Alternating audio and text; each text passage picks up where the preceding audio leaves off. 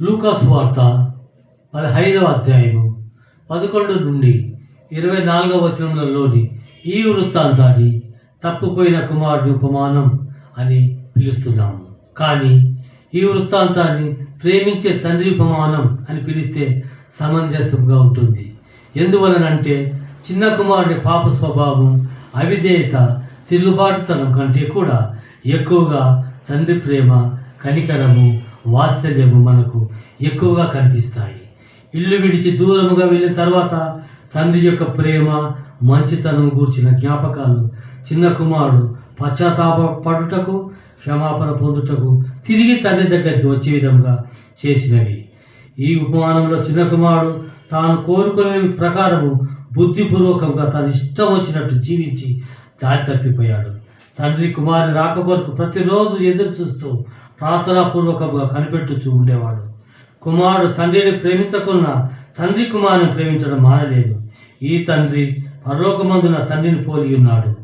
పశ్చాత్తాప హృదయంతో తన దగ్గరికి వచ్చే వారిని అందరినీ ఎడల దేవుడు చూపే ప్రేమ, కనికరము ఎలాంటిదో ఈ ఉపమానము తెలియజేస్తూ ఉన్నది.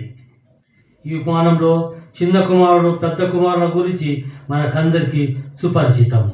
కావున తండ్రి గురించి, ఆయన గుణగణాల గురించి తెలుసుకుందాము. మొదటిగా తండ్రిగా ఆయన బాధ్యతలు. పిల్లల కొరకు, వారి భవిష్యత్ కొరకు ఆస్తిని సంపాదించాడు, స్వేచ్ఛనిచ్చాడు, సమయము ఇచ్చాడు.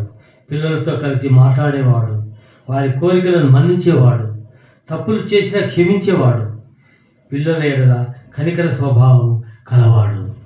రెండవదిగా ప్రేమించే గుణము, క్షమించే గుణము. తప్పిపోయిన కుమారుని కోసం తండ్రి ప్రతిరోజు కనిపెడుతూ ఎదురు చూస్తున్నాడు. తండ్రి ఆశను వదులుకోలేదు. వాడు ఇంకా దూరముగా ఉన్నప్పుడు తండ్రి వాడిని చూసి కనికరపడ్డాడు. తన కుమారుని అనిపించుకొనుటకు యోగ్యుడు కాకుండా తండ్రి అతనిని చేర్చుకున్నాడు. చిన్న కుమారుని పశ్చాత్తాప వాక్యాలు ముగించే వరకు కూడా ఉండకుండా పరిగెత్తి వారి మెడ మీద పడి ముద్దు పెట్టుకున్నాడు. అంటే చిన్న కుమారుని అంతగా ప్రేమించాడని తెలుస్తున్నది. ప్రశస్త వస్త్రములు, చేతికి ఉంగరము, పాదములకు చెప్పులు తొలగించాడు.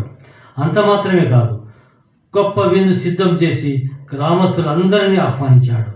తద్వారా తన సంతోషాన్ని అందరితో పంచుకున్నాడు. ప్రశస్త వస్త్రములు కుటుంబంలోనికి తిరిగి అతను చేర్చుకున్నటకు గుర్తుగా ఉంటున్నవి. ఉంగరము కుమారత్వానికి గుర్తుగా ఉంటున్నది. పాదములకు చెప్పులు దేవుని మార్గంలో నడవడానికి గుర్తుగా ఉంటున్నవి. విందు తండ్రి తన సంతోషం చూపించుటకు, దానిని ఇతరులతో పంచుకున్నటకు సూచనగా ఉంటున్నది. మూడవదిగా తగ్గింపు, కనికర స్వభావము. తన తమ్ముడు ఇంటికి రావడం పెద్ద కుమారునికి ఇష్టం లేదు. ఎందుకంటే దుర్వ్యాపారం వలన ఆస్తినంతా పాడు చేసుకొని వచ్చిన వాడిని ఎందుకు క్షమించాలి, ఎందుకు చేర్చుకోవాలని కోపపడి ఇంటి లోపలికి వెళ్ళడానికి నిరాకరించాడు. అప్పుడు తండ్రి బయటకు వచ్చి పెద్ద కుమారుని ప్రతిమాలుతున్నాడు. తాను ఎందుకు చిన్న కుమారుని క్షమించానని, ఎందుకు విందు ఏర్పాటు చేశానో వివరించాడు. తండ్రి పెద్ద కుమారుని పట్ల చూపిన ఓర్పు, దయ గమనించగలము. తండ్రి అతనికి నచ్చజెప్పడానికి ఎంతో ప్రయత్నించాడు. ఎంత తగ్గింపు! తండ్రి పెద్ద కుమారుని కూడా ప్రేమించాడు. నావన్నీ నీవే అని అతనికి గుర్తు చేశాడు. చిన్న కుమారుడు తిరిగి రావడం పట్ల పెద్దవాడేమీ నష్టపోలేదు. తండ్రి ప్రేమ ఇద్దరికీ చాలినంతగా ఉన్నది.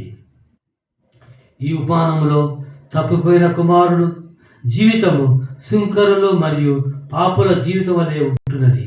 ఎందుకంటే వారు చేసే ఇహలోక సంబంధమైన పాపాలు బహిరంగంగా అందరికీ కనిపించే విధంగా ఉంటాయి.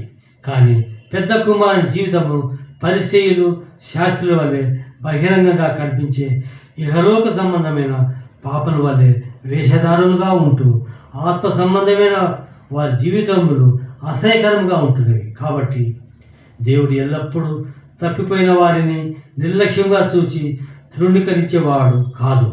పాపి గల స్వేచ్ఛ, స్వాతంత్ర్యం వలన పాపములో పడిపోయినను తిరిగి మనసు మార్చుకొని పశ్చాత్తాపడి తండ్రి యొద్దకు వచ్చినచో ప్రభు తప్పకుండా అట్టి వారిని క్షమించి స్వీకరించుటకు సిద్ధముగా ఉన్నాడు. దేవుడు ఈ వాక్యాన్ని దీవించుగాక. ఆమేన్.